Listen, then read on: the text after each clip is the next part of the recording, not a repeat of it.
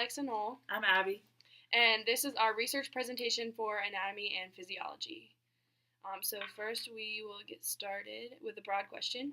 So our broad question was, how do prion diseases and fatal neurodegenerative disorders like mad cow disease contribute to synaptic degeneration?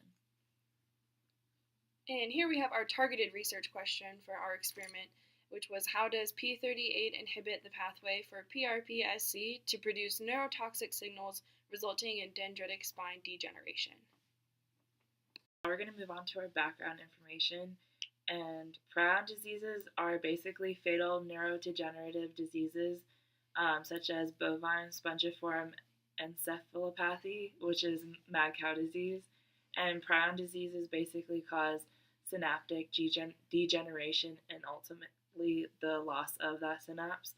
And synapses are the structures that connect nerve cells, and they play a vital role in learning, memory, and neurological diseases.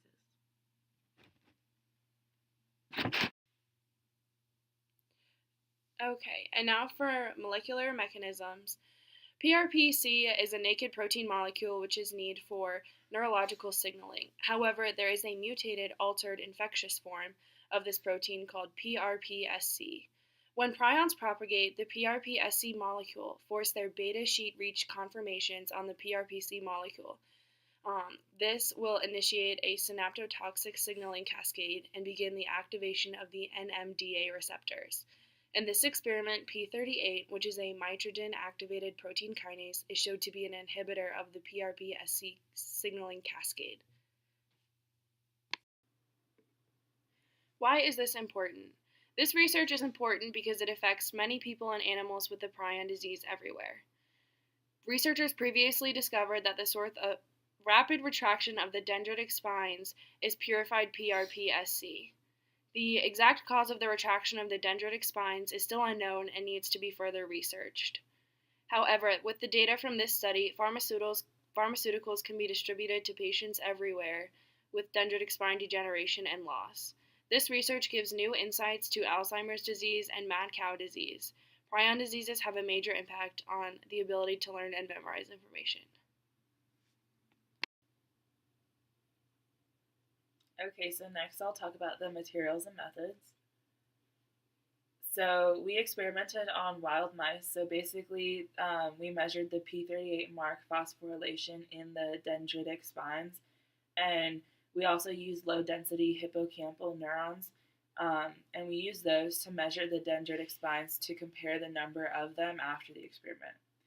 We also treated the neurons with purified PRPSC and stained them so that we could visualize the dendritic spines and axons. And for each experiment, we used 15 to 24 neurons from 3 to 4 individual experiments that were imaged and quantitated. Okay, so next we will discuss our results. So the PRPSC causes functional changes in synaptic transmission. Normal dendritic spine retraction occurs with the expression of the PRPC molecule. The expression of the PRPSC molecule causes a reduction in the miniature excitatory postsynaptic current, or MEPSC, frequency and amplitude. We also found that the PRPSC did not significantly affect the frequency or amplitude of the miniature inhibitory postsynaptic currents. Also, PRPSC is very selective in its effects. It targets primarily excitatory, not inhibitory synapses. We also used a culture system slightly different from the one used to monitor the dendritic spine retraction, and that also caused a reduction in the MEPSC amplitude and frequency. Okay. PRPSC synaptotoxicity requires a glutamate receptor activation and is accompanied by the calcium influx. Both the competitive AMPA receptor and uncompetitive NMDA channel blocker prevented the PRPSC molecules from binding, which caused an induced retraction of the dendritic spines. The number of dendritic spines in the infected and non-infected mice were relatively the same. From the results obtained from the inhibition of the P38 MAPK, we used a genetic method to suppress signaling.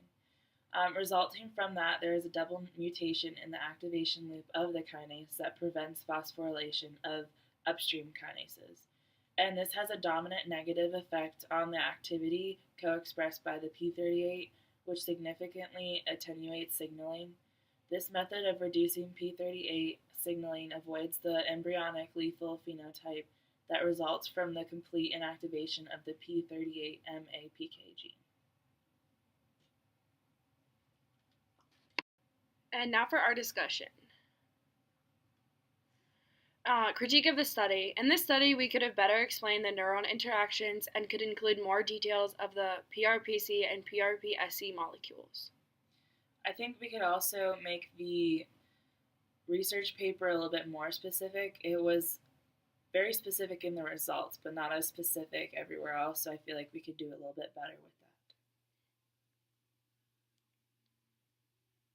that. And next, for our future experiment, our next step is to conduct an experiment to see if the P38 MAPK can affect the actin in the cytoskeleton, which could be another potential pathway for the PRPSC, which could cause dendritic spine morphology due to the activation of the kinase.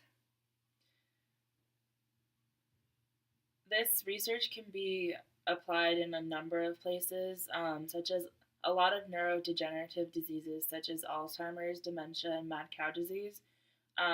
This research helps for the betterment of the understanding of what goes on in those diseases and how proteins might be able to stop or even reverse them. As previously mentioned, mad cow disease is one application of the research study that we conducted. Mad cow disease is a prion disease. It is an infection in the brain of the cattle.